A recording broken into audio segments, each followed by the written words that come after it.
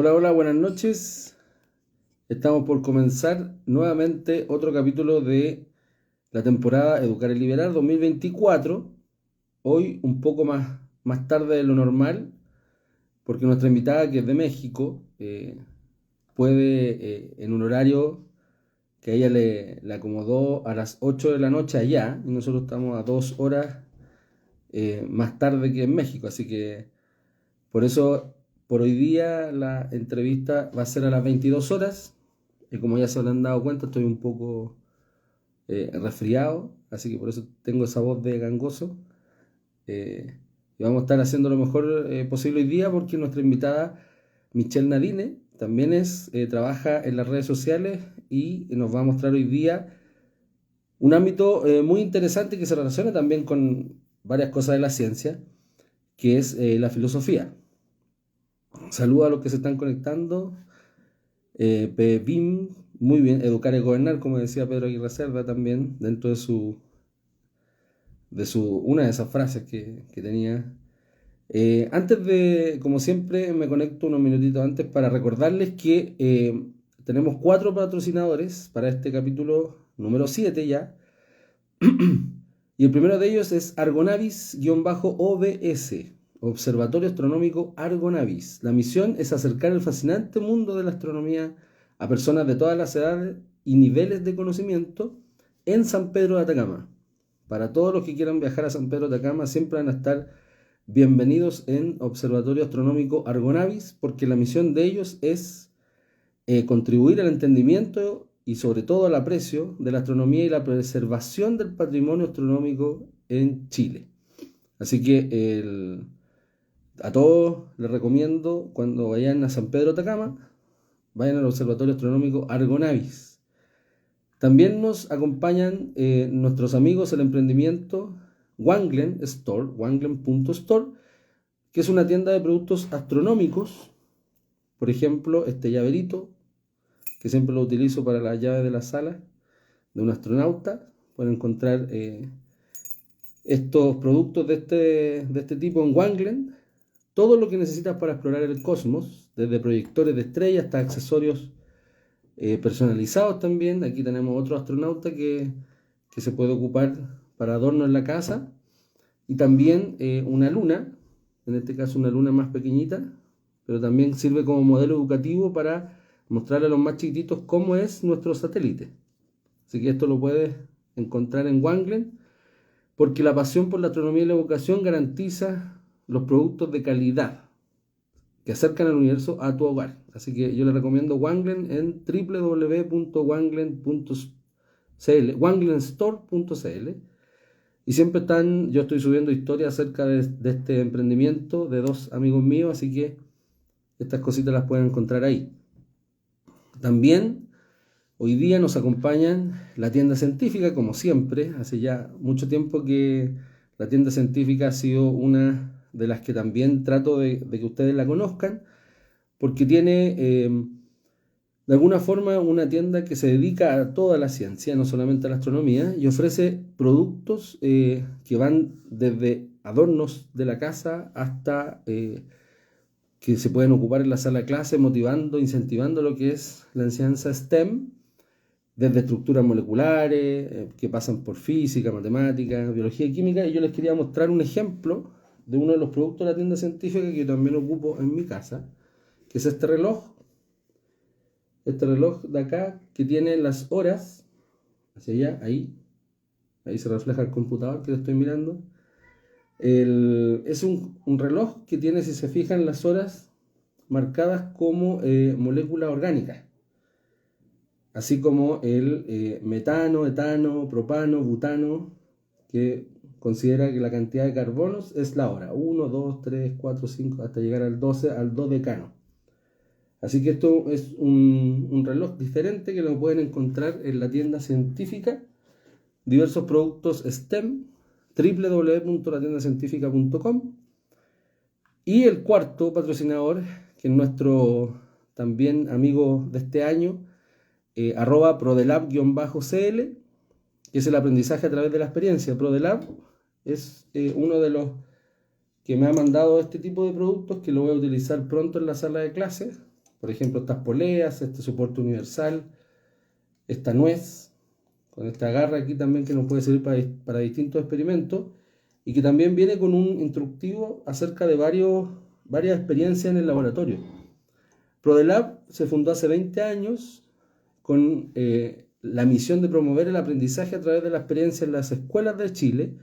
Así que a todos los profesores y las profesoras les aconsejo que visiten @prodelab_cl, porque ellos pueden hacer laboratorios a medida, productos didácticos, capacitación y cercanía también a lo que es la ciencia, y se distingue por el compromiso con la educación práctica y personalizada, llevando el laboratorio a cada rincón de Chile, para todas las escuelas y todos las y los interesados en tener un laboratorio en su escuela, @prodelab_cl. Bien, esos son nuestros 4 patrocinadores de hoy día, capítulo número 7 ya de Educar y Liberar: ProDelab, la tienda científica, Wanglen y Argonavis. La invitada de hoy es, como les decía adelante, les dije su nombre, se llama Michelle Nadine. También es divulgadora en redes sociales, pero principalmente en un área distinta, quizá a lo mejor a lo que uno está acostumbrado a ver por mi lado, que es la ciencia. Ella se dedica a la filosofía. Michelle Nadine es licenciada y maestra en filosofía de la Universidad de La Salle. Es docente también en filosofía y ha escrito 2 libros, que también ahí nos va a comentar, y también le vamos a hacer una pregunta de qué se tratan esos libros. Es divulgadora en redes sociales, como les decía, de filosofía, con más de 92.000 seguidores en Instagram, y tiene unos videos bastante interesantes. Por eso también quise contactarla, debido a que su área, yo por lo menos no la he visto mucho en Instagram en Hispanoamérica, y también tiene un contenido bastante interesante con lo que significan algunos conceptos de filosofía que se pueden aplicar también a la educación y al día a día. Esa es la idea de divulgar también ciencia y cualquier otra área del conocimiento que se pueda aplicar. Entonces la idea es conocerla, saber por qué decidió este camino de la filosofía, del pensamiento, por qué está escribiendo libros, por qué está divulgando, y su experiencia obviamente con la educación, su experiencia personal. Ya, así que vamos a buscar a Michelle, le vamos a hacer la invitación. Aprovecho de saludar a todos los que se están integrando, a José.Bogart,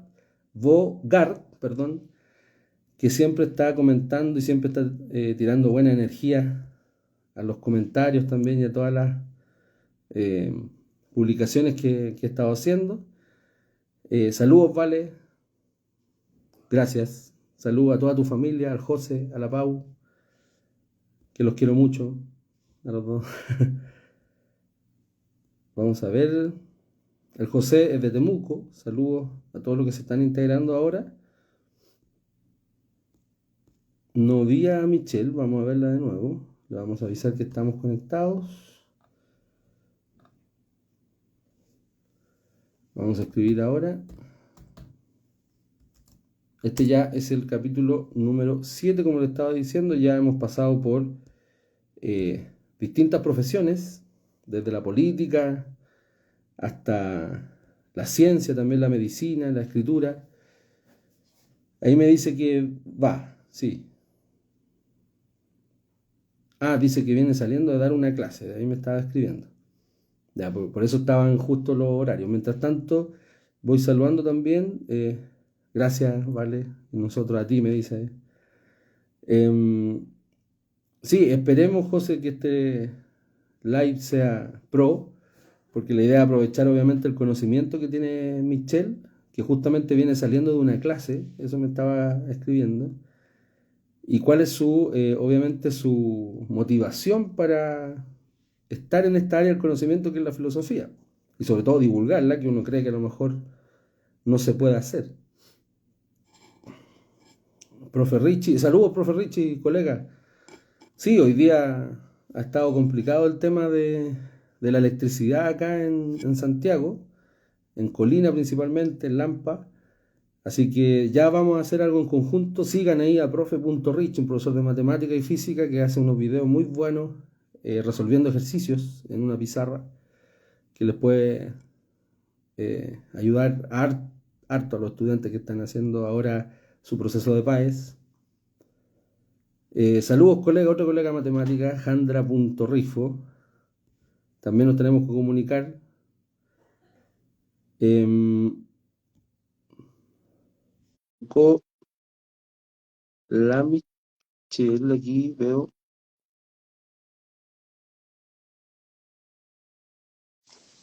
Listo. Hola Michelle, ¿cómo estás? Bien, bien, ¿tú qué tal? Disculpa que me tardé, pero es que estaba dando clases, apenas salí de dar clases y dije, ya me meto acá. Sí, sí. Listo. No, ya estaba haciendo la introducción y estaba diciendo Ay, también que estaba ocupada, no, no, así que muchas gracias no, no, por tu gracias. tiempo y Claro. comprendo si estás cansada también. Estamos todos cansados acá. Tranquilo. Bueno, es que ya es más tarde, ya son las 10 de la noche, ¿verdad? Sí, sí, Sí, tenemos 2 horas de diferencia, sí, sí, sí. pero Sí, igual no, pero ya llegamos. se conectado harta gente, hay harta gente que está en línea, así que eso es Buenísimo, bueno por lo menos. Y como te buenísimo. estaba diciendo la otra vez, y la mayoría Ujú. de los seguidores saben que al principio, justamente la primera pregunta en sí, para que te conozcan acá en Chile, es quién eres, de dónde eres, Ya. cómo fue y cómo fue el primer proceso tuyo de educación desde primaria, como le dicen allá, y para contextualizar la conversación. Ok. Pues bueno, mucho gusto a todos los que nos están viendo. Un gusto, Pablo. Ya por fin nos vemos cara a cara, Sí, bueno, cara a cara, ¿no? Entre comillas, ¿no? Pero aquí estamos, pues soy Michelle Nadine, soy venezolana, pero llevo ya 11 años residiendo aquí en México. Tengo 25 años, soy licenciada en filosofía y soy también, tengo una maestría en filosofía social, no hace falta la tesis, pero maestría en filosofía social y me he dedicado ya estos últimos años a específicamente difundir filosofía en redes sociales, hacer contenido en podcast y demás, estas colaboraciones también que me fascinan.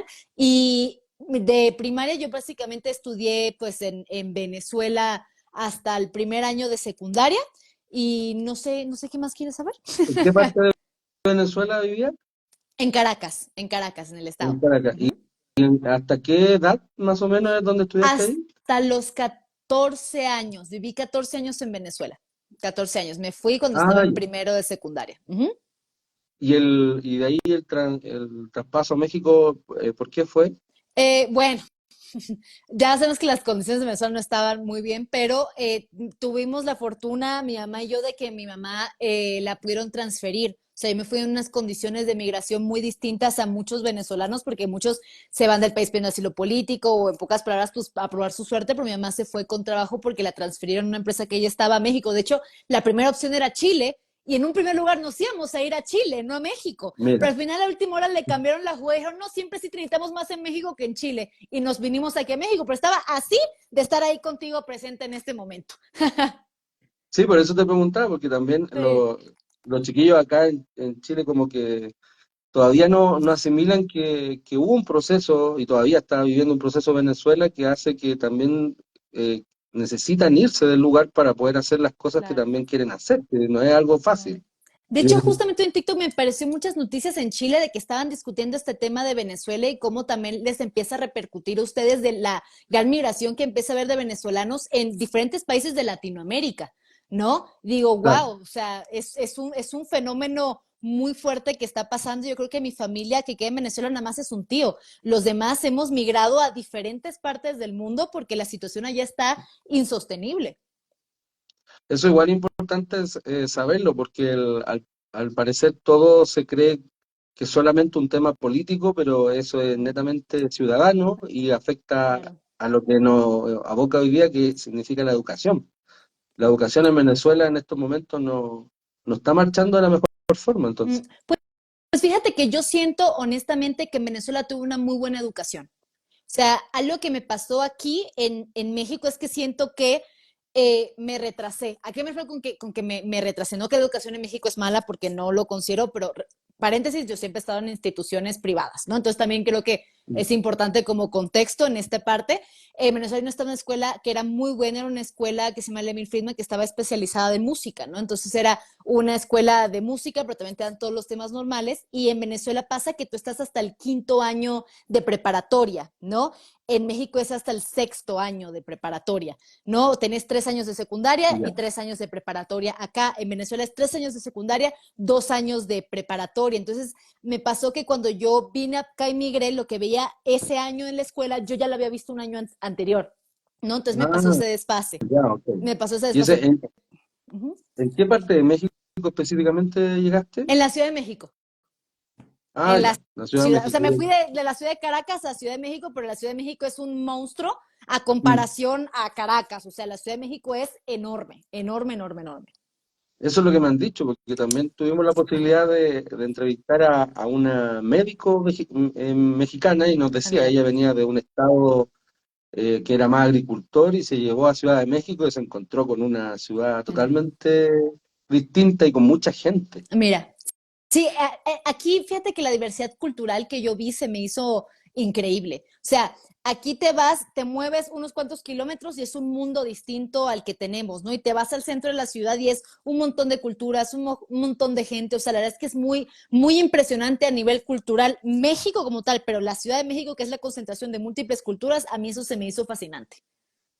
Oye, y en el proceso de la parte de Venezuela, primaria hasta los Ujú, 14 años, ¿qué, te, qué recuerdos tienes acerca de tus profesores, profesoras, algo que te haya marcado de forma positiva o negativa? ujú. También nos puedes comentar cómo fue tu experiencia en ese tiempo, en esa edad. Pues fíjate que yo siento que aprendí muchísimo, o sea, en cuestiones de educación sí siento que tenía una buena formación y no solamente era una formación a nivel básico, conceptual, es decir, que te dan matemáticas, que te dan español, que te dan, ya sabes, las materias que todos tenemos de tronco común, por así Claro, decirlo, sino que también tenía esta parte que era de música, pero también tenía actividades extracurriculares como ballet y hacíamos mucho deporte, o sea, también ahí en Venezuela o mismo donde yo estaba también se propiciaba mucho el deporte, la actividad física, ¿no? Actividades extracurriculares. Entonces siento que tuve una educación bastante integral en este caso y respecto a cómo es el sistema, sí siento que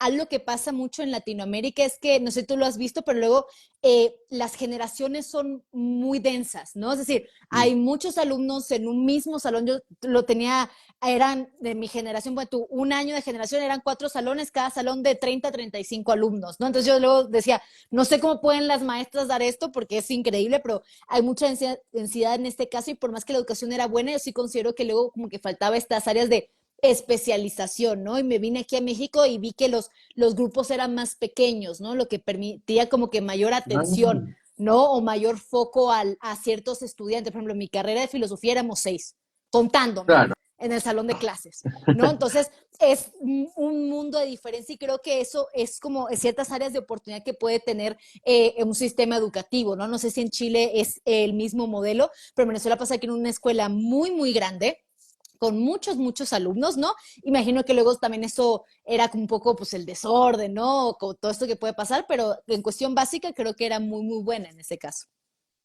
Bueno, tú hubieses encontrado quizás con más alumnos acá, porque acá se tiene ¿Sí? permitido hasta 45 alumnos por sala. Ah, Hasta, caray. Yo no sé cómo le sí, hacen las maestras o los maestros para controlar un grupo de 45 alumnos. A mí eso me parece una locura, de verdad.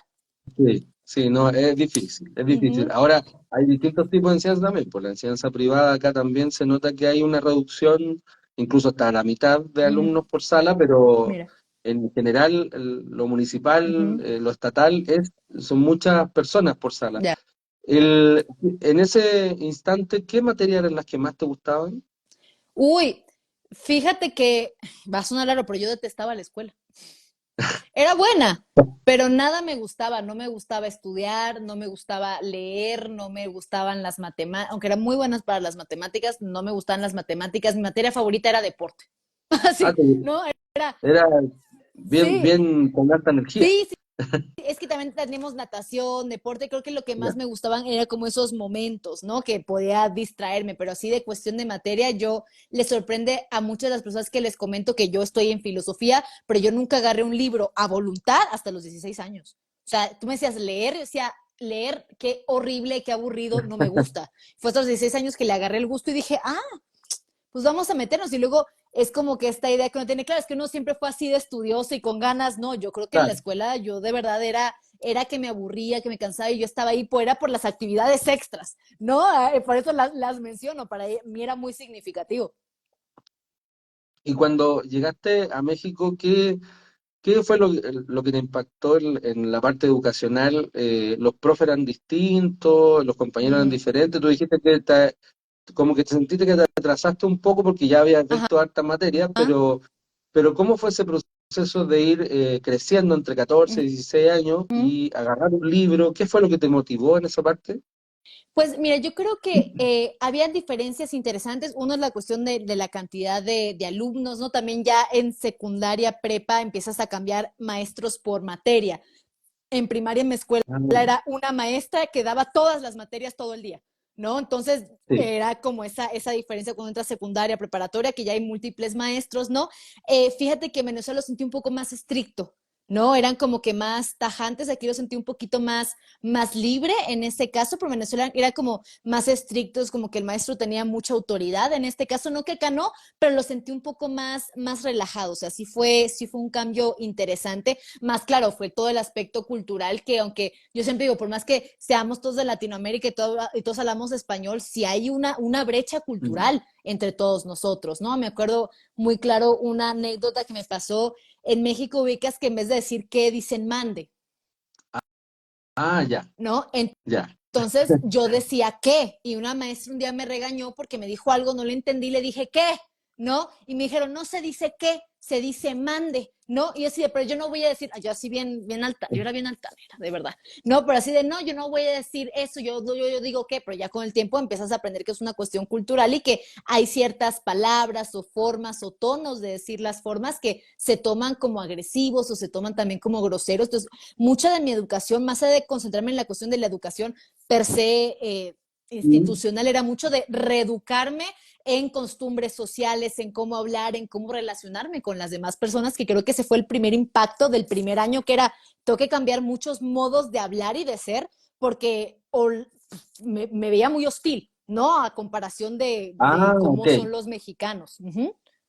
Es que, mira, qué raro, porque yo tengo acá, he tenido estudiantes venezolanos y Yeah. también he conocido acá que hay muchos venezolanos también, Mm. y nosotros sentimos que es al revés, que ustedes Sí, son muy educados, los chilenos son más fríos. Entonces mira, ahí hay una escala fíjate distinta. que El, sí, uh -huh. No sé si. sí, el tema cultural también del el vocabulario es muy de en Centroamérica es muy de usted, es muy Ya, de tratar a la gente de usted. Y acá en Chile, el usted se trata a personas cuando son mayores, o ya, incluso las mismas personas mayores te dicen, no, dime tú nomás, para sentirme mejor. Entonces, como para decir usted a cada rato a todos, es como raro ya. escucharlo. Sí, una cuestión de estatus, ¿no? Incluso de edad, como dices tú. Es muy interesante lo que tú mencionas. Mi mamá iba Mm. mucho a Chile, porque digo que trabajaba mucho allá. Me decía, algo interesante de los chilenos es que luego yo entro a un lugar y mi mamá siempre dice, buenos días, buenas tardes, buenas noches. Y me decía, y luego nadie me contestaba. Yo decía, buenos días, y si no me conocían, no me respondían el buenos días, ¿no? Digo, Claro. bueno, son luego estas cosas sociales, ¿no? En México a mí se me hacen muy amables y creo que en Venezuela la gente es amable que dice buenos días, buenas tardes, o sea, como que son muy cálidos en ese aspecto, pero luego el cómo decimos las cosas, creo que luego pueden sonar como muy confrontativas o muy tajantes, ¿no? Y lo digo porque la retroalimentación que a mí me han dado a lo largo de los años y hasta hoy en día me cuesta y lo tengo que seguir modulando, ¿eh? Porque sí es un tema interesante. Y el tema de la historia, ¿cómo te fue con eso? ¿Tuviste que aprender historia? Fue muy complicado porque cada país nos pasa la historia de nuestro país y cuando se saltan a lo que es Latinoamérica es Uh -huh. como poquito lo que nosotros podemos estudiar, se concentra Claro. más en la historia del país. ¿Cómo fue? Mira, a mí se me hace muy interesante porque no sé si a ti o a ustedes los que nos están viendo les ha pasado, cada que veíamos historia latinoamericana, historia del país, era como la historia más aburrida de todos, ¿no? Como que tenemos, o a mí me pasa que como que uno tiene como que ese desprecio a su propia historia o como que te aburre, ¿no? No sé por qué pasa ese Mm. fenómeno, pero sí me pasó que era otra vez como reaprender, ¿no? Entonces era la historia que yo ya tenía, que era la mía, ¿no? Más luego la historia que pasa aquí en México en este caso, y aprendes muchísimo, ¿no? Y dices, ves muchas similitudes luego en Latinoamérica, toda esta parte de lo que fue la conquista, toda esta parte que fue pues liberarnos en pocas palabras de España, etcétera, etcétera. Entonces ves muchas similitudes en ese aspecto, y es lo que creo que es muy de Venezuela, es que tenemos a esta figura que es Simón Bolívar, que es como la deidad, ¿me entiendes, no? Y en México es Exacto, más como personajes, ¿no? Importantes en la historia que toman un rol importante, pero en Venezuela era Simón Bolívar, ¿no? Entonces claro. como que la historia de Venezuela era como, bueno, historia de Venezuela y Simón Bolívar, ¿no? Como de paréntesis grande, vamos a estudiar a Simón Bolívar, ¿no? Entonces estos son elementos interesantes de también cómo empezamos a contar nuestras propias historias. Mira, interesante. Yo solamente te voy a hacer un recorrido que tengo aquí en mi computador, que nos están saludando de España también. Nos dicen que en España pasa igual, los venezolanos somos más empáticos, dice Steffi, ¿viste? Mira, En otros países ustedes son más qué empáticos. curioso. Bueno, ¿Ves? yo me voy para allá y me dicen. También nos saludan de Madrid también, Paulo Brunetti, un actor argentino, nos saluda también acá en el chat.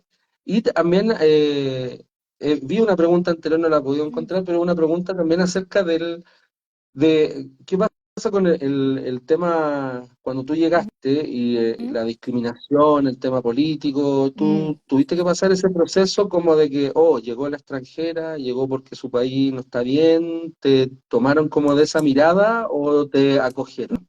Mira, yo creo que de los mejores amigos que he hecho en la vida han sido mexicanos, pero sí pasó que había como que mucha ignorancia alrededor de lo que pasaba en Venezuela. Yo me recuerdo mucho esta escena de la película de Chicas Malas, de Mean Girls, que una le dice a la otra de, ¿y por qué eres blanca? ¿No? Y sí me Sí. llegaron esos comentarios de, Mm. ¿por qué eres blanca? ¿No? Yo así de, pues en Venezuela hay blancos, hay personas negras, hay personas morenas, ¿no? O que luego este estigma de, y si hay allá, no sé, centros comerciales, y si hay allá, y es como de, pues sí, tenemos todo igual que ustedes acá. Entonces, como que me tocó enfrentarme a mucha desinformación en ese caso. No me trataron mal, no me bullearon ni nada, pero luego eran como esos comentarios ignorantes a tono de burla que tú dices, no es graciosa la ignorancia y esto, ¿no? Sí me tocó. Incluso diría que luego hablando un poquito más, me topé con alumnos en mis salones que también eran venezolanos, ¿no? Entonces me sorprendió llegar y no haber sido la única, ¿no? Decir, hay más personas así como Ah, yo ya, acá. ya. Entonces fue como un evento interesante, dígase de esta forma, porque repito, no era como que la única extranjera en esa escuela, ¿no? Entonces no lo sentí tanto así, pero sí la desinformación y en general yo siento que no he recibido una xenofobia así tal, porque también creo que hay xenofobia a cierto tipo de migrantes a lo largo del mundo, ¿no? Claro. Y me refiero no solamente por el país de origen, aunque siempre van a haber comentarios de, ay, te morías de hambre, cosas por el Mm. estilo, pero creo que lo que decía, mis condiciones de emigrar fueron completamente diferentes a muchas personas. O sea, yo llegué a una condición donde mi mamá llegó pues porque la habían contratado, mi mamá llegó con un empleo, mi mamá llegó pues con una residencia, yo llegué con una residencia, o sea, las condiciones eran distintas y también llegamos con ciertos recursos acá para podernos mantener. Y creo que luego la visión al extranjero que viene a quedarse, que viene desempleado, que viene tal vez sin fondos, que viene tal vez porque está huyendo, lo demás, sí crea como esta, lastimosamente, como que esta repulsión o desagrado, por así decirlo, porque decimos, bueno, es que vienes a aportar o a qué vienes, ¿no? Y había un término interesante, ahorita se me olvidó el nombre de la autora, pues una autora española que hablaba justamente a este rechazo hacia los migrantes, pero los migrantes Mm. sin como este estatus socioeconómico, no relevante, dígase de esta forma. Uh -huh. Sí, es interesante lo que dices porque acá, por lo menos en Chile, hay mucha gente que ha atravesado el desierto en sí. Entre Mm, Bolivia y Perú hay mira. un paraje bastante hostil en términos de Mm, temperatura, hay gente que muere en el camino, entonces hay muchos venezolanos que han entrado acá por ese medio. uh -huh. Y pasa también en otros lados de que está este rechazo a el primer pensamiento como que, oh, extranjero, pero sin recordar, por eso es bueno estudiar, que la historia nosotros en Latinoamérica somos todos una mezcla de todo. Completamente. Entonces, se nos olvida también que nosotros, nadie tiene una sangre pura en ninguna parte del mundo, entonces Claro, es importante saber que somos todos del mismo lado. De hecho, sí. yo viendo historia y acordándome acá, por si acaso los chilenos no se acuerdan, el personaje principal que nos realizó el Código Civil fue Andrés Bello, un venezolano. Ujú. Entonces hay gente que se le olvida el origen de los primeros que llegaron acá. Y yo me acuerdo que cuando me pasaron historia, me decían Cristóbal Colón y todos los que llegaron a conquistar a América, parece que era Venezuela donde llegaron, ¿no? Era cerca de ahí, ¿o no? Llegaron a varios lugares. Y hoy primero llegaron a unas islas del Caribe y luego empezaron a llegar por lo que es México. También llegaron a Venezuela, que llegaron por Maracaibo y demás, pero según yo llegaron por toda la parte del área del Caribe. Claro, Ujú, entonces ahí empezó el tema de la conquista de ahí hacia ujú. abajo y a Chile nos tocó al último con Argentina Sí, llegar a los últimos, sí, sí. los que venían después, los que ya no quedaron con esas tierras, llegaron acá. Claro. Entonces, eso igual es bueno mencionarlo, compartirlo, porque uno con la educación uno siente que puede tener más herramientas para esto mismo, para enfrentarse a estos episodios a cualquier edad, porque eso Claro, también me imagino que entre 14 y 16 años también está todo este proceso hormonal, de sí, maduración, y claro. llegar a otro país igual no debe ser tan fácil también. Ahora, Sí, no. tú, ¿cómo viste el tema, ahora tirándonos más al lado de lo actual, el tema de las letras? ¿Qué pasó con eso? ¿Dónde? No creo que haya sido, ya, voy a empezar a leer, ya, voy a Ajá, empezar a ya. filosofar. No, Sí, no. hay algo que debe haber pasado, ¿no? Pues a mí, lo que te comentaba, a mí, yo no agarraba un ¿Mm? libro ni que me pagaran, ¿no? O sea, yo era una cuestión de que yo detestaba leer y demás, y ahorita, mira, me leo todo el tiempo, ¿no? Creo que esos momentos que fueron importantes para mí, creo que siempre llegan, y en especial en la adolescencia, son estos momentos de crisis, ¿no? De crisis Mm, existenciales, de crisis emocionales, que dices, no encuentro respuestas allá afuera tan fácil, ¿no? Y todavía no estaba TikTok en esa época o todas estas cosas de información que tenemos tan a la mano hoy en día, ¿no? Ya no aparece. Entonces yo dije, bueno, pues déjame, empiezo a leer uno que otro libro. Entonces empecé luego con lo clásico, ¿no? El Principito, empecé con Alicia en el País de las Maravillas, ¿no? Y luego empecé con otros libros, de unos libros de Walter Rizzo, empecé con los de Paulo Coelho y demás, ¿no? O sea, como que la línea básica de lectura, empecé por eso y por ahí dije, pero como que me quedé con hambre de saber un poquito más, ¿no? Y de rascarle más. Y en eso me acerco con un profesor de filosofía, justamente ya yo estaba en la secundaria, pasando a preparatoria, y me acerco a un profesor de filosofía y le digo, quiero leer algo, pero no sé qué leer, ¿no? Y sé que la ah, filosofía se lee mucho, ¿qué puedo empezar a leer? ¿No? Y me recomendó unos libros, me recomendó también unas novelas mexicanas, ¿no? Y desde ahí, no, hombre, me fui a leer todo lo que fuera competente de la filosofía en este caso y quedé completamente fascinada, ¿no? Pero fue como esta cosquillita existencial que luego mm. nos da a decir, como que ya todo es muy, no me satisface, déjalo, busco en un lado donde jamás he buscado antes, que era un libro, en pocas palabras. O sea, todavía están los chiquillos que nos están escuchando ahora entre 14 y 16 años, todavía es posible. Sí, Ya, todavía es no, posible en caso de que sí lo no les es, guste sí lo leer. es. Sí, estoy de Ahora, acuerdo. tú eres muy joven. Ujú. ¿Por qué ir a la lectura y no irse por el lado más tecnológico, por Bueno, ejemplo? ¿Qué pasó con los videos? ¿Qué pasó con todo eso? ¿O también lo ocupas bueno, hoy en día, ¿te refieres o en esa época? en esa época?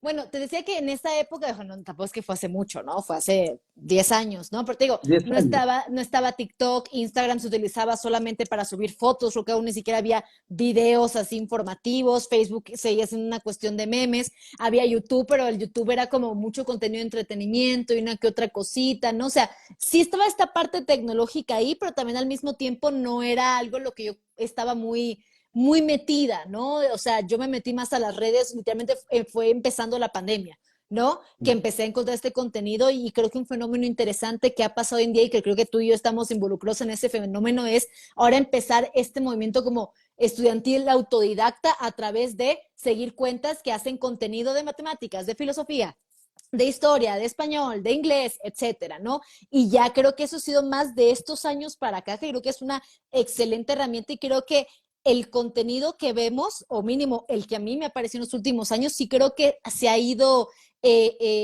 no sé si por mi algoritmo, pero como que mejorando su calidad, dígase de esta forma. Por calidad Mm. me refiero al tipo de contenido que uno busca educativo, a eso me refiero, ¿no? Hay contenido de todo, no es desprestigiar otro tipo de contenido porque también estamos para pan y circo, ¿no? Pero también es dependiendo de lo que busquemos y veo que como que más personas se están metiendo en este medio y creo que es muy bueno para todos en realidad.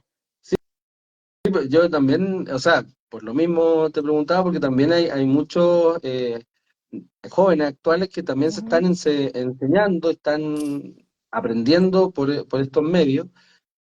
Hay saludos desde Bolivia, de Ecuador, de Colombia, de todos lados, así que Vale. tenemos seguidores en varios lados. Eh, Hay alguno que se quiere desuscribir, desuscríbase, nomás, todo es Ah, libre. bye. Pero Adiós. filo, Ajá, acá somos libres de hacer lo que queramos, así que de acuerdo. lo que te quería preguntar era, esto de la lectura y la filosofía, en algún momento tuviste que decidir, ¿ya? Uh -huh. Aquí, por lo menos en Chile, para entrar a la universidad, tenemos que rendir una prueba que se llama PAES, Ok. Prueba Acceso de Educación Superior, así se Uh llama, -huh. y esa PAES es obligatoria matemática, lenguaje y optativa historia y ciencia. Ok. Eh, los chiquillos están como entre 17 y 18 años y ahí tienen que optar a una carrera. ¿Tú en qué momento dijiste, voy a optar a filosofía, por aquí voy a empezar o esta va a ser mi carrera Claro. de siempre? ¿Qué fue lo que gatilló a eso y cómo se estudia filosofía en México? ¿Qué tuviste que hacer para entrar a la universidad? Eh, pues bueno, de hecho, mi idea era filosofía, pero siempre tuve este miedo de decir, me voy a morir de hambre, ¿no? Entonces, escogí otra carrera. Primero, escogí una carrera llamada comunicación social, que no tiene que ver con comunicación ni marketing, tiene que ver, de hecho, con ser terapeuta de lenguaje para personas con discapacidad, ¿no? Ah, Eh, ya, ya, sí, otra cosa. hablo completamente diferente. Tiene que ver con educación, tiene que ver con todo eso, pero sí es algo muy distinto, dígase de esta forma, ¿no?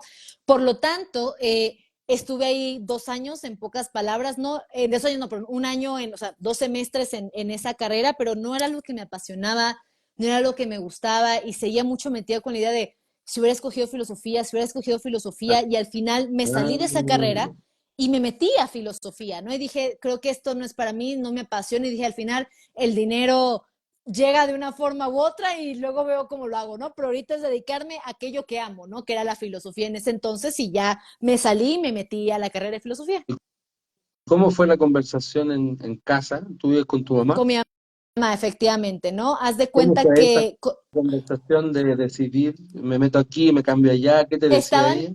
nerviosa, ¿eh? Porque dije, híjole, ojo, yo entré muy joven a la universidad, yo entré recién cumplida 17 años, ¿eh? O sea, Ah, llegué rayando, entonces como que también no, creo que no estaba en un momento, una edad para tomar ese tipo de decisiones, ¿me entiendes, no? Pero claro. la tomé y al final dije, como que me gusta más esto, vamos a intentarlo. Y yo lo que le dije a mi mamá es, oye, así de con toda la pena del mundo, estaba súper estresada de qué me va a decir, qué tal que me dice que no, me tengo que quedar en esta carrera que no me gusta. Eh, Mm. pero hablé con ella y le dije, mira, mamá, o sea, la verdad es que no me está llamando la atención, pero yo ya había hecho mi investigación, mira, investigué tales y cuáles universidades, ¿no? Entonces, como que ya me iba preparada, ¿no? Como decir, no, sí lo estoy planeando bien, es una idea ya más pensada. Mi mamá me dijo, mira, yo te apoyo en lo que gustes, si es lo que te apasiona adelante, nada más te voy a pedir que este sea el último cambio que te hagas porque no voy a pagar otra carrera. Y dije, perfecto, Claro, ¿no? claro. Buenísimo, ¿no? Y me quedé con esa y ya de ahí no me moví. ¿Y qué tuviste que hacer para entrar a la Universidad de La Salle? Un examen de admisión, pero un examen de Ah, admisión te de da un examen de conocimientos. admisión. Hay un examen de admisión, entonces haz de cuenta que era un examen general, o sea, de matemáticas, de español, y luego un examen especializado en filosofía, ¿no? Como de autores, cosas Ya. básicas, ¿no? De saber filosofía y de ahí ya te podías meter. ¿Y cómo fue tu primer año, tu impresión cuando llegaste a la universidad? ¿Fue también impactante o fue no tanto en términos como de estudio, de nivel? ¿Tú Mm. te concentraste en que te iba a ir súper bien, te gustaba o te encontraste con algunas vallas en el camino? No, muchísimas. Yo creo que yo siempre digo que yo volví a aprender a leer y a escribir en la licenciatura.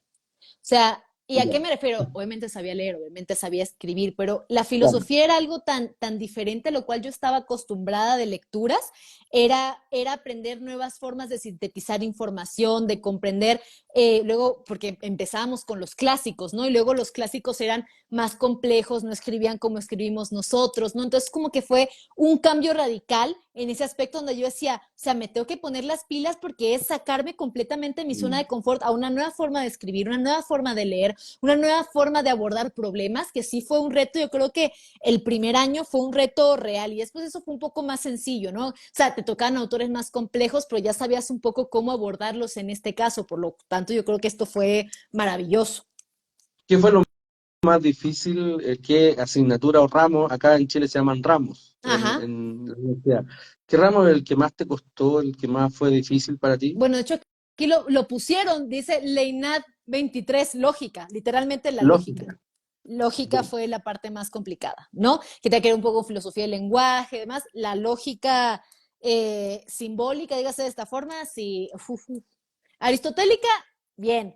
Todo lo demás, mira, yo algo que a mí me cuesta muchísimo es ese tipo de lógica. Me costaba muchísimo, muchísimo. Y al revés, ¿qué fue lo que más te gustó de la carrera? Uh, Ay, es que muchos me gustaron. Más que nada, creo que algo que hace que nos guste más las materias es quién da las clases, ¿no? Y tuve muy buenas Ah, maestras, muy buenos maestros, ¿no? Y a veces pasaba que eran materias interesantes o autores interesantes, pero luego los daban que tú dices, pero creo que en general a mí de lo que más me gustan mucho los clásicos, o sea, me recaigo mucho en los clásicos, ¿no?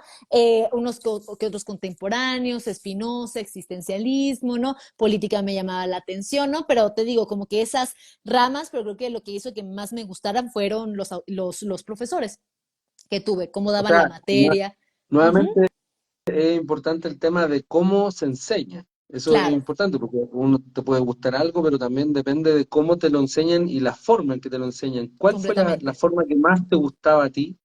Ya, fíjate que es un método que incluso yo he adoptado en la manera en la que yo doy clases de filosofía, era que nos cuestionaran, era que dialogaran con nosotros, ¿no? De que leemos algo y luego lo discutíamos en clase, ¿no? A mí estas clases que son monológicas, es decir, además es un monólogo y aparte el mismo tono de voz de, bueno, vamos a hablar hoy en día de lo que está diciendo Kant. Entonces, Exacto. que dices, o sea, es un contenido interesante, pero luego que no sean dinámicos, que no se te involucre, que no te hagan preguntas, cuestionamientos, que lo aterricen con cuestiones contemporáneas, creo que eso es lo que hacía que más te engancharas en las clases, que los profesores mostraran un genuino interés porque aprendieras, ¿sabes? Y creo que eso es algo que a mí hizo que cambiara mucho mi chip, incluso de dar clases. Yo no me metí a filosofía pensando que quería dar clases, jamás. ¿No? Yo mucho tiempo estuve trabajando en lo que era consultoría de recursos humanos y luego me metí a marketing, imagínate tú. Dar clases no estaba en mi radar, ¿no? Fue hasta después. Y eso mismo que estaba hablando, cuando uno estudia filosofía, Uh -huh. aparte de hacer clases, ¿qué es lo que más puedes hacer? Bueno, creo que sí existe ¿cómo puedo decir? Como que este estigma de que la filosofía o te mueres de hambre o solamente das clases de filosofía, ¿no? Justamente te digo, estaba yo en consultoría, en marketing, ¿no? Tengo compañeros de clase que también se han metido en cuestiones de arte, museos, ¿no? También te puedes meter a la parte de investigación y te pagan por investigar. Puedes ser escritor en este caso, también podrías hacer contenido en internet de filosofía, ¿no? Personas que también se meten en la parte del cine, por ejemplo, ¿no? Del arte. O sea, creo que hay mucha salida porque, repito, la filosofía te da una base, ¿no? O sea, nadie te contrata solamente porque te sabes a Kant de memoria, ¿no? Sino justamente lo que haces con esos conocimientos, ¿no? Entonces, es mucho de cómo uno aprende a diversificar lo que sabe y no solamente pensar, claro, a mí no me van a contratar para hablar 20 años del mismo tema, ¿no? Sino decir, bueno, ¿qué aporto un poco más allá de solamente hacer eso, ¿no? Y no es que esté mal eso, pero es un poco como que seguirnos retando a aprender más y a ver diferentes salidas, ¿no? Que creo que es la parte más interesante, ¿no? Sí, te lo pregunto también porque yo siempre, bueno, yo estudié física primero y me hacían las mismas preguntas que se le puede hacer a algún estudiante de filosofía. ¿Qué es lo que va a hacer después? Clase, Claro. investigación. Entonces, ahí uno se da cuenta que hay muchas cosas que uno puede hacer. Uh Las -huh. carreras son bien amplias, las dos se parecen mucho también. En su momento fueron uno, hace mucho tiempo atrás Uh eran -huh. muchos, los científicos con filosofía era casi lo mismo. ¿Qué te motivó a seguir estudiando más allá en el magíster y qué es lo que estás estudiando específicamente en el magíster? Pues algo que me llamó la atención, más que nada para estudiar la maestría, uno es que siento que mi carrera es mucho de no parar de estudiar. Lo podemos hacer también de manera autodidacta, que creo que está increíble, pero a mí me gusta mucho tener maestros. O sea, me gusta mucho estar en una clase y que alguien me guíe, porque al final piensa que un maestro nada más va y te vomita información. No, te guía, te lleva de la mano, rebotas con esa persona, lo cual creo que es sumamente valioso. Y también el hecho de que pues también me gusta educarme y seguir subiendo mis grados, ¿no? O sea, una cosa es licenciada, pero también digo a maestra, ¿no? Y luego posiblemente Claro. doctora, ¿no? Entonces, como que es esa parte también de decir, ¿no? Me gustan estos logros académicos, ¿no? Que me hacen sentir realizada de cierta forma, decir, lo logré y lo pude hacer y es algo que me gusta y que me apasiona, ¿no? Y te digo, me metí a esta licenciatura, perdón, a la maestría de filosofía social porque decía, creo que es interesante ver esto que ya tengo como base en filosofía, cómo lo puedo ampliar para diferentes temas éticos, sociales, políticos, ¿no? Que era un poco la línea a la cual Ah, iba y la así se llama la maestría, se llama filosofía filosofía social, social, correcto. porque ahí había un comentario, no me acuerdo quién lo hizo, son un complemento, sí, es un complemento la ciencia con la filosofía, que acá en Chile hubo un debate hace unos años muy interesante porque en algún momento se quiso quitar la filosofía de la Ah, educación, mira. así Mm, de cajón, y ahora ujú. ya está en parte como electivo, tercero y cuarto medio, que son Wow. los últimos 2 años Año. de enseñanza, así Ujú. como hay otros colegios que imparten filosofía desde muy pequeño. Ya. ¿Qué, cuál podría ser tu opinión respecto a la enseñanza de la filosofía en los niveles de edad que uno tiene? ¿Cuál Mm. para ti sería como si te dieran el poder de decidir dónde meter filosofía en la enseñanza? ¿Dónde lo haría y por qué lo haría? ¿Desde qué nivel podríamos Yo hacerlo? creo que desde niños, ¿no? Algo que pasa mucho de la filosofía es que pensamos que es muy abstracta y muy complicada. Obviamente hay autores complejos, ¿no? Lo hemos dicho, pero yo creo que especialmente inculcarlo desde los niños es un poco esta capacidad de podernos cuestionar, de ser críticos con el mundo, ¿no? De poder ser juiciosos, ¿no? Había algo que tenían en la carrera en la que yo estaba, que era como un plus, que era filosofía para niños, ¿no? Donde era dar clases de filosofía a Mm. niños, ¿no? Entonces era justamente cómo contestaban estas preguntas, ¿no? Plantear problemáticas que tenían la filosofía, porque también los niños no es porque sean niños significa que sean tontos, ¿no? O sea, también hacen preguntas muy interesantes y también tienen maneras de abordar el mundo diferentes y esta parte de que son muy curiosos, ¿no? Ya lo que pasa con el filósofo en este caso es que debe ser muy curioso, ¿vale? Y de Mm. tener esta capacidad de poderse sorprender y lo que pasa con los niños es esto, se sorprenden del mundo, están abiertos a conocer y creo que sería como mantenerlo de esta forma y conforme pasa el tiempo, si te quieres especializar, si te quieres meter más a profundidad, dejarla ahí por completo, pero yo diría que desde tempranas edades es importante mantener ahí la filosofía, ¿no? Como que mantener Mm. como que esta semillita, ¿no? De decir, como que quiero saber más y quiero conocer más, ¿no? Y creo que eso sería muy valioso, ¿no? Es triste que tú dices que en Chile lo están, pues, quitando, creo que en México hubo un tiempo donde también la quisieron quitar, y creo que también clases como literatura y demás, o son optativas o se dan ya un poco al final, pero no se dan como materias que forman, ¿no? A la persona cuando creo que es indispensable. Es que también tiene que ver mucho por el asunto de estemos a favor o en contra, el tema del Uh -huh. capitalismo también es muy importante acá en Chile, po. Acá el desarrollo económico ha sido siempre de forma exponencial acá hace mucho tiempo y a veces se enfocan solo en eso y eso también tiene que ver con la oferta académica. La oferta académica acá en Claro. Chile es muy de ingeniería, muy del tema más económico, también el área de la medicina, pero se deja de lado las carreras que acá llamamos humanistas. Uh -huh. Yo creo que todas las carreras tienen que ver con el humanismo, pero la diferencia entre científico y humanista, y acá como que la carrera top humanista es derecho. Ya. Podríamos decir un poco arquitectura quizás, pero arquitectura también tiene que ver mucho con ciencia. En filosofía como que uno ve ahí en esas carreras, ¿no? Uh Es muy -huh. poco rentable, entre comillas, ser filósofo, porque no Uh tienes -huh. campo donde trabajas. Ahora, también pasa por un asunto de educación, de decir, sí, hay lugares donde se trabaja, pero no a todos los rincones de las casas llega esa información. Claro. ¿Es algo parecido a lo que pasa allá donde estás tú? No es una carrera que opten muchos, como decía, Ya. eran 6, creo. Sí, yo creo que es una carrera a la cual no muchos optan por. Yo creo que es justamente este miedo de decir, no me va a dar generar dinero, ¿qué voy a hacer después? ¿No? Y también creo que el hecho pues hoy en día nos estamos inclinando más a carreras que pensamos que son más útiles justamente por la remuneración económica que nos puedan dar. Y sí creo que en México también hay muy bajos niveles, por ejemplo, de titulación en filosofía. O sea, mucha gente la puede estudiar, pero la estudia a veces, no sé, como hobby, como para saberlo, pero no le interesa el título per se. Entonces, vemos mucho ese fenómeno. Sí creo que puede ser por este tema de que uno piensa que uno va a tener un grado universitario porque lo vamos a utilizar para ganar y generar dinero, que hacemos que tampoco los títulos universitarios te aseguran nada hoy en día, ¿no? Pero Exacto. es este estigma que tienen las humanidades o las artes, ¿no? Donde pues te vas a morir de hambre o algo así.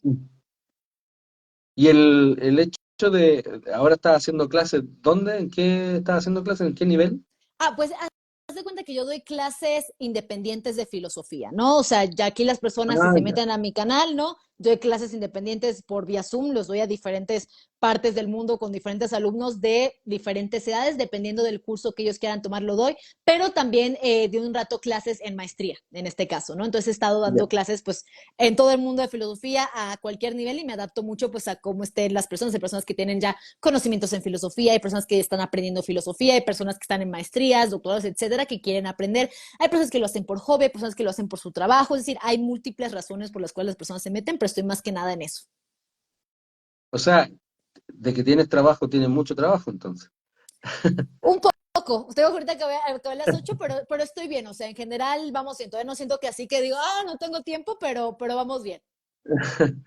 Sí, porque también te iba a preguntar, en la otra área que se lo he preguntado mucho, yo de las 7 entrevistas que he Uh tenido, -huh. un solo varón he entrevistado, Mira. y las demás, porque me interesa mucho eso, me interesa que mis estudiantes mujeres o las adolescentes mujeres de Uh acá de -huh. Chile y de todos los que lo están mirando, sepan que hay oportunidad para todos, para los dos géneros, y Uh para -huh. todos los que existen, Uh la -huh. verdad. ¿Cómo fue el tema de filosofía y ser mujer? Te lo Mm, pregunto porque ya. de alguna manera, todas las carreras tienden a ser, por una cuestión cultural, tienden a ser de un género más que de otro. Filosofía, física, también me pasó en algún momento en que no veía muchas mujeres, y también en la historia. Y Mm, recordando, cuando antes de claro. entrevistarte, empecé a recordarme qué filósofa mujer existía, qué física mujer existía. Es difícil recordar por lo mismo, por una cuestión Ya. histórica. ¿Cómo te fue a ti con eso? El tema de, ¿hay un estigma? ¿Hubo algún comentario por ahí, algún problema con que estés Mm. estudiando filosofía siendo mujer?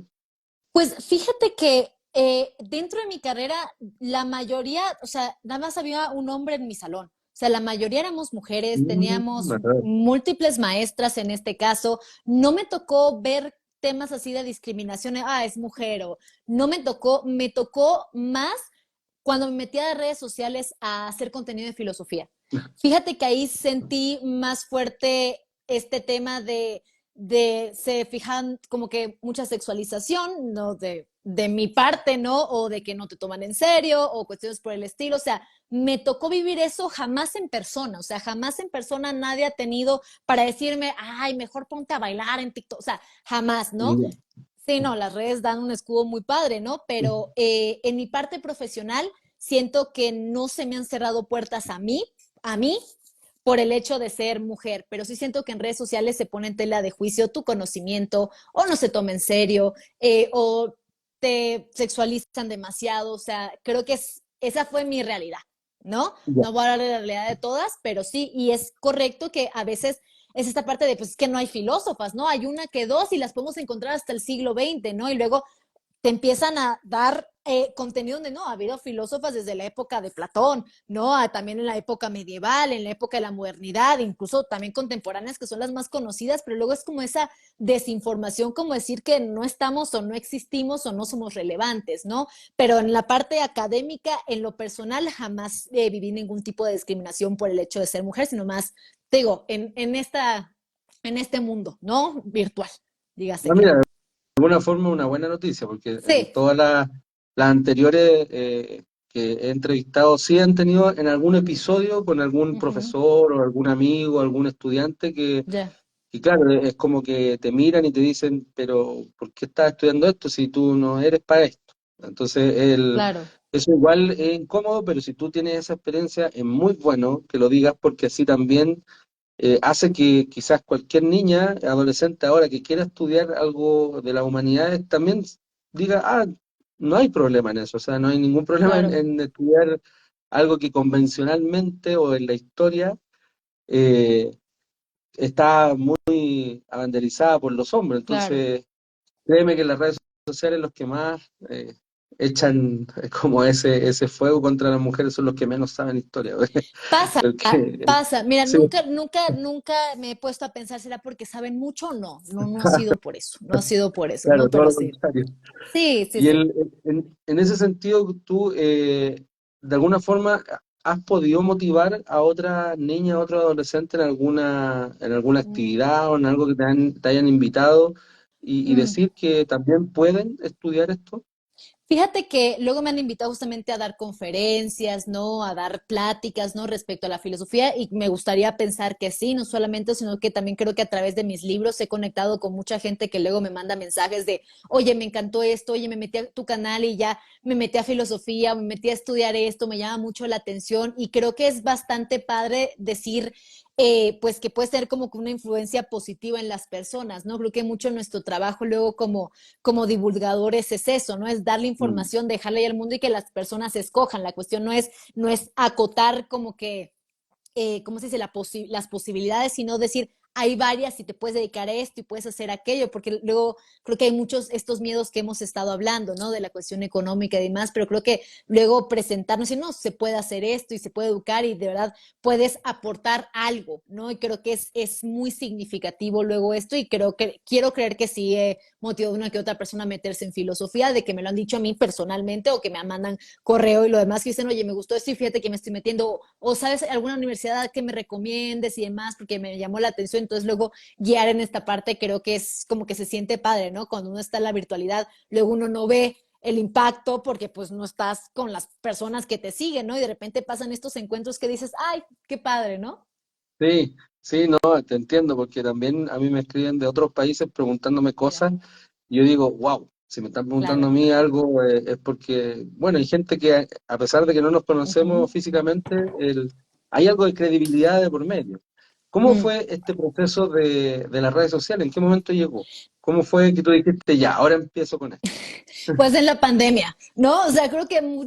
mucho salió en la pandemia. Yo te digo, yo era una persona que se metía mucho a redes sociales. Yo era más de consumir contenido, no era de generar Claro. contenido. Y durante la pandemia estaba sumamente aburrida, ¿no? Y apareció TikTok y lo descargué primero pues para ver TikToks, ¿no? Y le dije, ah, pues Mm. veo si me atrevo a hacer un video, ¿no? Y ya hablando un poco de filosofía y empecé a subir videos y empecé a ver que los videos empezaban pues a gustar y los empezaba a ver la gente. Entonces me motivé como a decir, ah, pues sí lo están viendo, ah, pues deja hablo más de cosas que a mí me parecen interesantes y demás.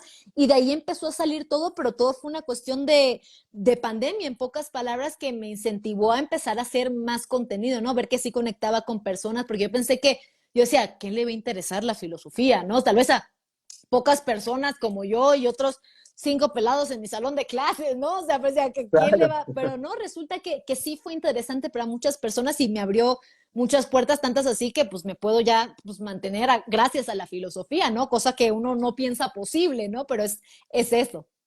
Y de TikTok pasaste a Instagram. Sí, justamente. Fíjate que antes nada más tenía TikTok y ya, ¿no? Y mi cuenta privada de Instagram, ¿no? Y luego la gente me decía, ay, ¿cómo me puedo poner en contacto contigo y demás? Y yo decía, ah, pues me abro mi Instagram y lo que hago, que veo que hace la gente es que sube contenido de TikTok a Instagram, de Instagram a Facebook, de Claro. Facebook a YouTube. Y así dije, ah, pues lo abro y aparte, pues también es como un encuentro un poco más directo, ¿no? Porque puedes subir historias y demás en ese entonces. Y ya de ahí abrí Instagram también y ya es un poco el mismo contenido, nada más que aquí es como que más personal, ¿no? Como que más de historias y más cosas, ¿no? Fotos y demás. Oye, ¿y en qué momento y cuáles son tus dos libros que escribiste? ¿De qué se tratan? Pues aquí te los tengo. Porque hay una pregunta ahí para que Sí, dijeron, ¿dónde los consigo los pueden libros? conseguir ¿Dónde en están? Amazon. En Amazon. Amazon, en Amazon, en Amazon. Ya. Así es, ¿no? Si se tardan en llegar, no se preocupen, es que los imprimen luego en Estados Unidos, ¿no? Entonces por eso luego tardan en Ah, llegar. Pero el primero fue este que se llama ¿Por qué la vida y no mejor la muerte? Lo pueden conseguir también con mi nombre, Michelle Nadine. Este es el primero que hice en 2022. Y este es el segundo que hice, que salió a principios de este año, que se llama El Jardín de los Recuerdos. Igualmente lo pueden conseguir por Amazon. Este es más como de poemas, reflexiones, y este es más como son analogías, es como una historia respecto al suicidio y demás. Entonces, por si les Sí, llama la atención. eso te iba a Sí, sí, preguntar justo. porque por el nombre también, el nombre de los libros. Sí, sí, sí, sí. Ya. Por eso, ese es el trasfondo. Y está el link en tu Instagram, Sí, también la forma de sí, adquirirlo. ahí lo pueden conseguir en mi link. ¿Viene un tercero o no? Bueno, en eso estamos, en eso estamos. Ya. Fíjate que sí, escribir luego es una tarea pesada, ¿no? El primer libro me tardó 6 meses, que creo que fue rápido, el segundo me tardé año y medio, ¿no? O sea, Ah, sí cambia, ¿no? Ahorita una que otra cosa, pero sí, ahí vamos viendo cómo sale. Ahorita estoy más que nada trabajando en la tesis de maestría, ¿no? sí, Entonces ya, eso concentrarse en requiere una cosa. luego. Sí, no, me pasa porque luego publico el libro y mi asesor de tesis dice, bien padre el libro y la tesis, y yo, por eso, ahorita la Claro. saco, ¿no? Entonces, ha sido esta parte, sí, sí. Mira, nos quedan unos minutos, Sí, pero me gustaría preguntarte también por el lado ya de la filosofía. cuenta. eh, para ti, ¿cuál ha sido como el o la referente en filosofía que más te ha llamado la atención y que más te ha gustado en lo personal? Mm, Entendiendo también el momento en que uno va viviendo, que es distinto, pues claro. adolescencia, adultez y los procesos que va pasando, pero ¿cuál es el que para ti es como el que te ha marcado más? Uf, es que sí creo que han sido muchos, pero yo creo que actualmente te podría decir que Epicteto. Ahorita me he estado metiendo mucho con Epicteto, que es un filósofo estoico, ¿no? Ya. Entonces yo diría que corrientes, yo diría que el estoicismo me ha marcado, el existencialismo también me ha marcado mucho y el vitalismo también creo que ha sido muy importante, ¿no? Entonces me gusta luego verlo más por corrientes o por problemas, más que por autores, pero si te voy a decir ahorita de bote pronto, ahorita, Epicteto. Y eso porque lo fuiste conociendo en distintas etapas. Yo creo que eso es lo interesante, dependiendo de las etapas, como tú dices, en donde uno está, luego hay cosas que resuenan distinto, resuenan más, ¿no? Entonces Mm. yo creo que ahorita mi etapa es estoicismo, 100%, ¿no? Entonces he estado un poco metiéndome con eso y sé que es muy cliché y ahorita todo el mundo está en el estoicismo, pero tuvo unas etapas bien existencialistas y bien negativas, ¿no? Entonces yo creo que por ahí podría estar, ¿no? Pero ahorita mi etapa creo que es esto, ¿no? Es un poco el estoicismo y creo que eso ha sido algo que se mantiene desde que comencé la carrera hasta el día de hoy. Y si nos vamos por el lado de nosotros, de nuestro Latinoamérica, ¿hay Ujú. alguno que te llame la atención? Me gusta mucho Paulo Freire, es un brasileño. Ah, el Es brasileño, justamente, sí. es un pedagogo slash filósofo. Mm. Bueno, es que luego sabemos que es un tema ponerle o ubicarle el nombre a alguien de filósofo, pero Paulo Freire me gusta mucho en este caso. Yo diría Paulo Freire, Samuel Ramos también me gusta, José Ingenieros también me gusta mucho, Octavio Paz, pero pues el laberinto de la soledad me parece maravilloso, ¿no? Pero ahorita diría que Paulo Freire está Ah, aquí en ya. mi corazón. Porque el, el- de hecho, la frase que ocupo, que educar es liberar, justamente viene de inspiración de él, porque él decía que el Claro, educar para liberar, y yo traté de hacerlo un poquito más amplio, sí, más que solamente es un para algo, sino que es claro. realmente la educación, es un ente de liberación. ¿Tú cómo ves esa frase? ¿Cómo ves el tema de la libertad de los chiquillos ahora, chiquillos, Claro. adolescentes, eso Sí, significa sí, chiquillos, los adolescentes ahora con claro. esto, con todas estas corrientes que hay actuales entre feminismo, capitalismo, Ujú, tecnología, ujú. redes sociales? ¿Cómo lo ves tú con la parte de la libertad de los Claro. adolescentes actualmente? ¿Está correcta, está incorrecta? ¿Están entendiendo más o menos hacia dónde va o no? Yo creo que es importante y relevante siempre tener información, ¿no? Y creo que la información puede venir de todos lados. Siempre digo, es bueno exponerse a todo tipo de contenido pro feminismo, antifeminismo, contenido pro capitalismo, anticapitalismo. Creo que mientras más información tenemos de diferentes áreas, de diferentes puntos de vista, más podemos ser capaces de tener un criterio un poco más amplio, ¿no? Al mismo tiempo de ser capaces de cuestionar lo que nosotros creemos. Y creo que es positivo que haya todo este contenido de información, pero también es importante saber, ¿cómo se dice? No depurar, pero sí discernir, dependiendo de qué contenido es valioso, qué contenido es, ¿cómo lo puedo decir? Es crítico, qué contenido es informado versus qué contenido es a veces un poco hasta más visceral o dogmático en este Mm. momento. Entonces creo que lo más importante es que haya información, pero luego poder obtener las herramientas para deliberar. Creo que tiene que ver una cuestión de callo, de apertura, ¿no? De decir, bueno, no siempre tengo la razón y no siempre me va a gustar opiniones o posturas diferentes a las mías, pero es importante exponerme a ellas, ¿no? Para conocer algo más allá de mi mundo, porque luego caemos en una mediocridad intelectual donde nada más me quedo con lo que sé pues me quedo aquí y eso no es crecer. Sí, te lo pregunto principalmente porque con el tema de las redes sociales, el tema de todo lo que nos ha invadido en esto después de pandemia, tengo la sensación como que todo el mundo, independiente de lo que opine, se siente con la libertad de opinar lo que sea porque dice, yo soy libre de hacer lo que quiera. Si Mm, yo opino esto, tengo la libertad de opinar. E ya. inclusive algo demasiado antiético. Mm. Es como, no importa mi opinión. Tú, más o menos, ¿qué opinión tienes con respecto a eso de que está bien tomada la palabra o no? Yo creo que todo el mundo tiene derecho a tener una opinión, más no significa que todas las opiniones estén igual de fundamentadas, Mm, ¿no? También hay opiniones que causan daño, que causan violencia, etcétera, etcétera, ¿no? Entonces yo creo que todo el mundo tiene derecho a tener su propia opinión y su propia postura respecto a lo que sea, ¿no? Pero, repito, mientras podamos ser más críticos respecto a nuestras propias opiniones y posturas, creo que es mejor.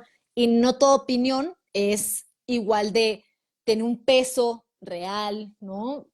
Más mm, fuerte que otros, a eso me refiero, ¿no? Por eso digo, es discernir. En Internet encontramos de todo lo que te puedas de imaginar, todo, ¿no? de La todo. cuestión es, repito, hay opiniones o opiniones. Hay opiniones más informadas y hay opiniones menos informadas. Ya es trabajo de uno decir y juzgar si esta sí está informada o no está informada, ¿no? Y bajo qué argumentos o qué principios, ¿no? Sí, porque en las épocas cambian y ahora los adolescentes, todos estamos viviendo este boom de información y que ellos, como lo escucharon, lo vieron en un Instagram, lo vieron en un TikTok o lo vieron en un video de YouTube, ya, eso es.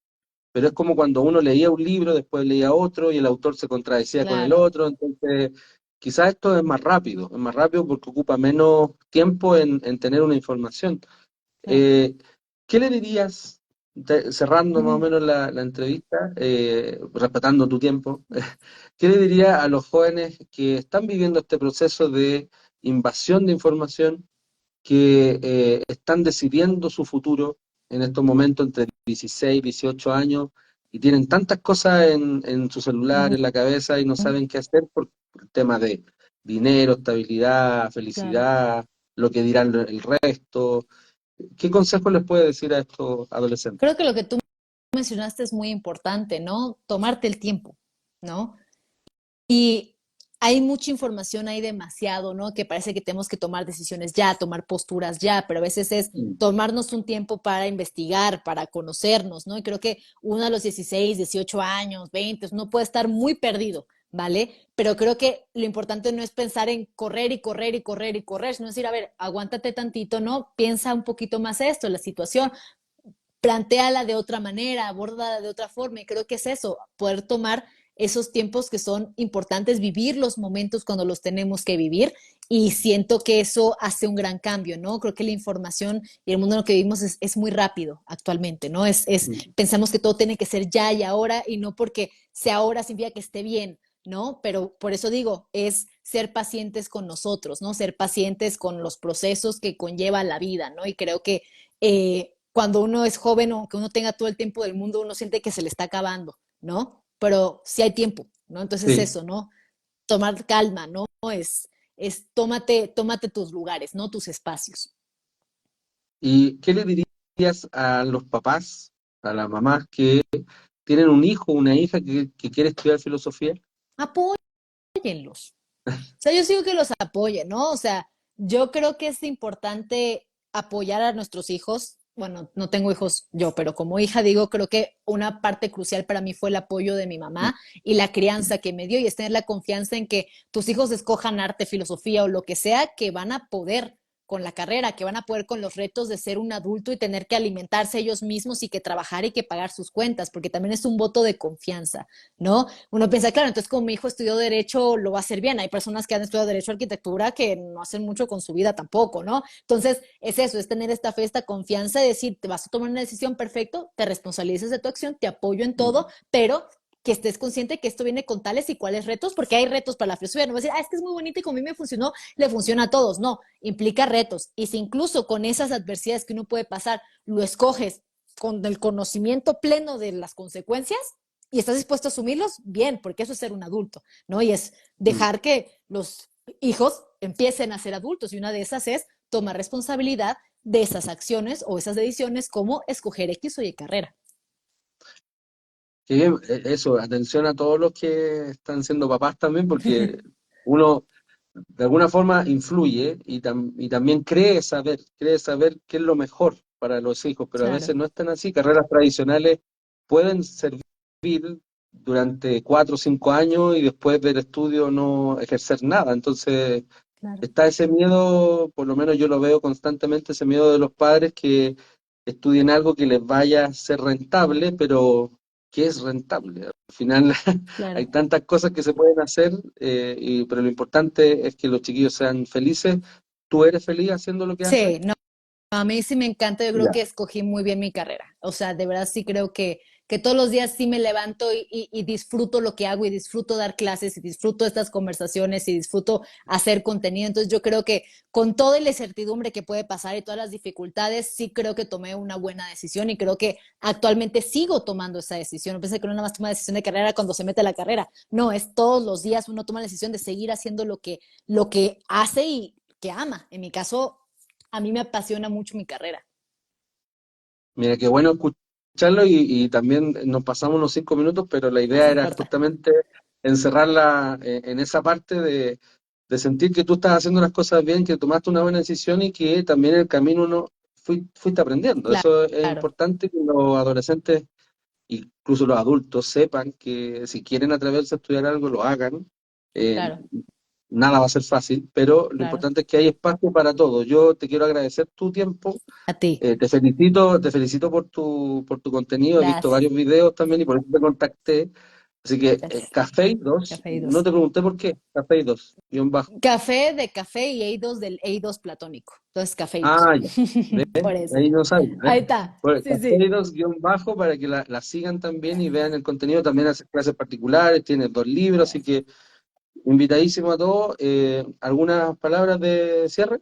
No, pues muchas gracias a ti, Pablo, por invitarme, por hablar de estos temas. Luego es interesante que te pregunten estas cosas porque luego siempre se por una línea, pero el tema educativo y más creo que es Mm. muy importante haberlo retomado acá y gracias por el espacio y gracias a todos los que se quedaron a vernos por acá. Ya saben que aquí estamos a la orden para darles contenido de filosofía.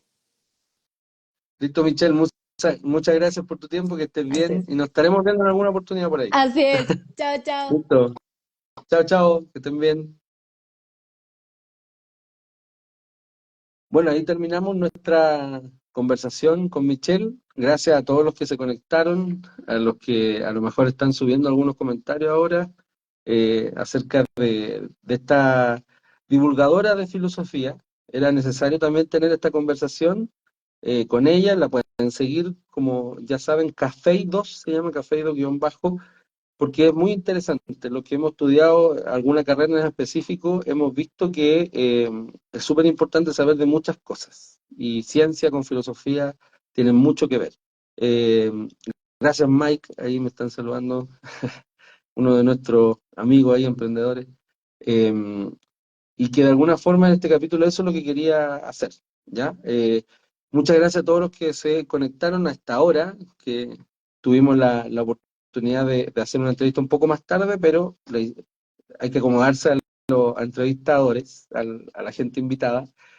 Y recordarles que este jueves también tenemos, estoy un poco enfermo, pero lo vamos a tener igual, la entrevista, y vamos a entrevistar a una chilena, una profesional de la medicina, y que también ha tenido un proceso de cambio entre la medicina tradicional con la medicina alternativa. Eso es súper importante saber por qué estos cambios y qué dice la ciencia a través de eso, ¿ya? Porque su formación inicial fue en una universidad bien destacada, tradicional, y ahora está en otro proceso de su vida. Así que nos vemos el día jueves a las 8 de la noche. Muchas gracias a todos los que están saludando, a Víctor, José, Mike, Jairo, Patricia, a todos los que están dando saludos, y nos vemos el jueves, recordando siempre que educar es liberar. Este video se va a subir a YouTube y también va a estar aquí en Instagram.